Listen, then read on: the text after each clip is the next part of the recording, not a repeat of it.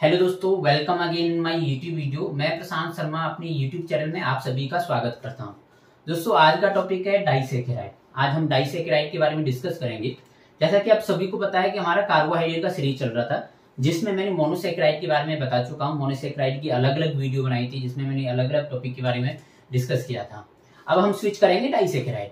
तो स्टार्ट करते हैं हम आज के टॉपिक को। डाइसैकेराइड जो वर्ड है उसको यदि ब्रेक किया जाए तो दो वर्ड से मिलकर बना होता है। फर्स्ट है डाई और सेकंड है सैकेराइड। डाई वर्ड बायोलॉजी में कहीं पे भी आए, उसका मीन्स क्या होता है? टू। ओके। और सैकेराइड मीन्स क्या होता है? शुगर। शुगर को ही हम क्या बोलते हैं? मोनोसैकेराइड। तो अब इससे हम डेफिनेशन बनाए, क्या आएगा? डाइसैकेराइड क्या होते हैं? तो ऐसे ऐसे कार्बोहाइड्रेट जो कि दो शुगर से मिलकर बने होते हैं, या ऐसे कार्बोहाइड्रेट जो कि दो मोनोसैकेराइड से मिलकर बने होते हैं, उन्हें क्या बोलते हैं? डाइसैकेराइड। इसके एग्जांपल के बारे में बात करूं, माल्टोज, लैक्टोज और सुक्रोज, ये पॉपुलर एग्जांपल है डाइसैकेराइड्स के। ओके। अब देखेंगे हम कि जो डाइसैकेराइड हैं वो कैसे बनते हैं। मोनोसैकेराइड आपस में जुड़ करके डाइसैकेराइड कैसे बना देते हैं, कौन सा बॉन्ड फॉर्मेशन होता है, उन सब के बारे में देखेंगे। तो उसके लिए मैं एक एग्जांपल लूंगा, माल्टोज। इसके बारे में मैंने आपको प्रीवियस वीडियो में भी बता चुका हूं। ओके। तो वहां पे भी आपको थोड़ा क्लू लग जाएगा और यहाँ पे भी मैं थोड़ा डिस्कस करूंगा। अब हम देखेंगे कि डाइसैकेराइड बनते कैसे हैं। मोनोसैकेराइड आपस में जुड़ करके डाइसैकेराइड बनाते कैसे हैं, कौन सा बॉन्ड फॉर्मेशन होता है और क्या प्रोसेस है। ओके। उसके बारे में डिस्कस करेंगे। उसके लिए मैं एक एग्जांपल लूंगा, माल्टोज। माल्टोज के बारे में मैंने प्रीवियस वीडियो में भी बताया है, तो उस वीडियो को जरूर देखें, वहां से थोड़ा बहुत क्लू लग जाएगा आपको। तो अभी चलते हैं कि जो डाइसैकेराइड है वो कैसे बनते हैं। तो मैं एग्जांपल ले रहा हूं माल्टोज। माल्टोज जो है वो दो यूनिट से बनकर बना होता है, दो मोनोसैकेराइड यूनिट। मोनोसैकेराइड यूनिट कौन सी? ग्लूकोज की दो यूनिट होती हैं, एक अल्फा डी ग्लूकोज और एक beta D glucose. Left side में जो ग्लूकोज है वो अल्फा डी ग्लूकोज है, और राइट साइड में जो ग्लूकोज है बीटा डी ग्लूकोज है। इनका अरेंजमेंट इसी तरीके से होना चाहिए, तभी माल्टोज बनेगा। यदि फ्लिप कर दूंगा वो माल्टोज नहीं होगा। ओके। तो इनका अरेंजमेंट स्पेसिफिक है और इसी की बेसिस पे इसका नाम दिया जाता है माल्टोज का। ओके। तो alpha D glucose, alpha D glucose मतलब ए एनोमेरिक कार्बन, मतलब एनोमर है। ओके। ग्लूकोज का जो एनोमर होते हैं उनमें से एक एनोमर अल्फा है और दूसरा एनोमर कौन सा है? बीटा। ओके। तो एनोमर टर्म हमेशा मैंने डिस्कस कर रखा है कि एनोमर जो टर्म है वो हमेशा साइक्लिक स्ट्रक्चर के लिए यूज करते हैं। तो जो ग्लूकोज का साइक्लिक स्ट्रक्चर है उसमें फर्स्ट कार्बन होता है, उसको एनोमेरिक कार्बन बोलते हैं। क्या बोलते हैं? Anomeric carbon. फर्स्ट कार्बन के जो ग्लूकोज का फर्स्ट कार्बन है एनोमेरिक कार्बन, उस पे हाइड्रोक्सिल ग्रुप होता है। ओके। वो दूसरे यूनिट जो कि राइट साइड में है उसके फोर्थ कार्बन का प्रेजेंट हाइड्रोक्सिल ग्रुप, ये फोर्थ कार्बन है, पर प्रेजेंट हाइड्रोक्सिल ग्रुप से रिएक्ट करता है। ओके। और रिएक्ट करने के दौरान क्या होता है? इसमें H2O रिलीज होता है। H2O रिलीज होने की वजह से इस रिएक्शन को बोलते हैं डिहाइड्रेशन रिएक्शन। क्या बोलते हैं? Dehydration reaction. ये आपस में रिएक्ट करती हैं।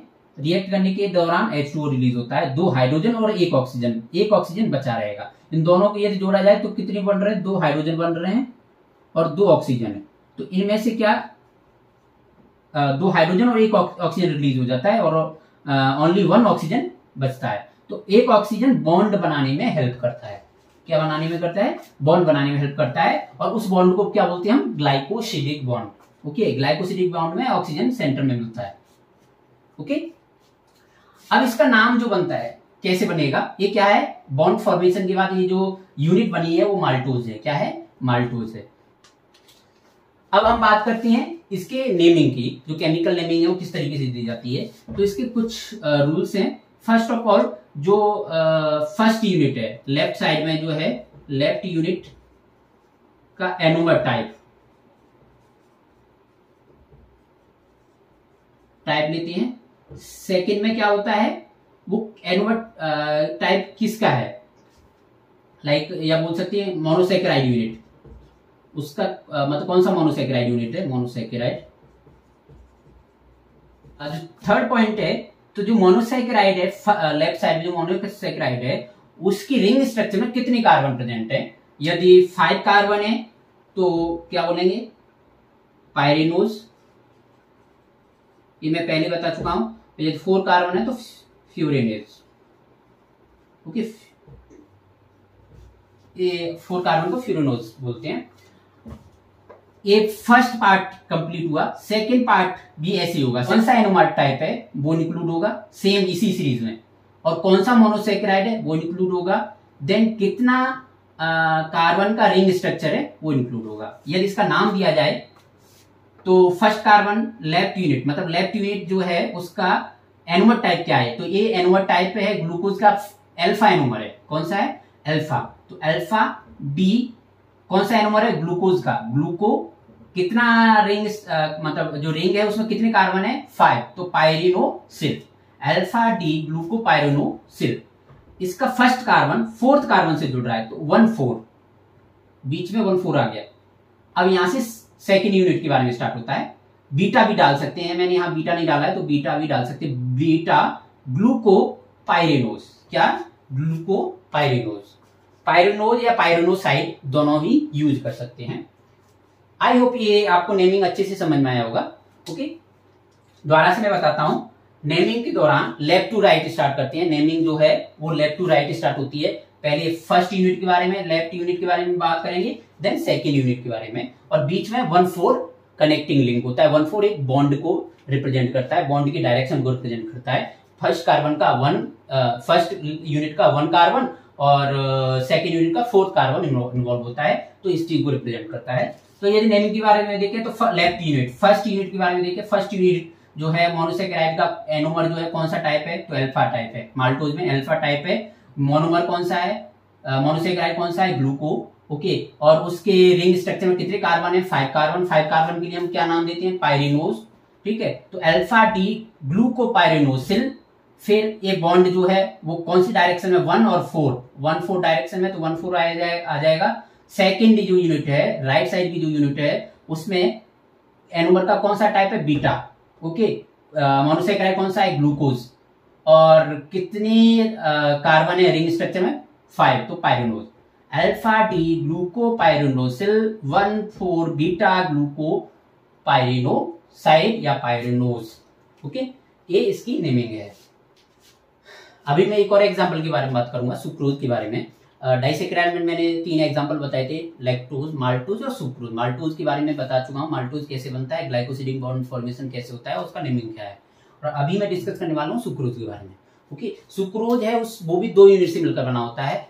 फर्स्ट जो यूनिट है वो अल्फा डी ग्लूकोज जैसे कि माल्टोज में होती थी।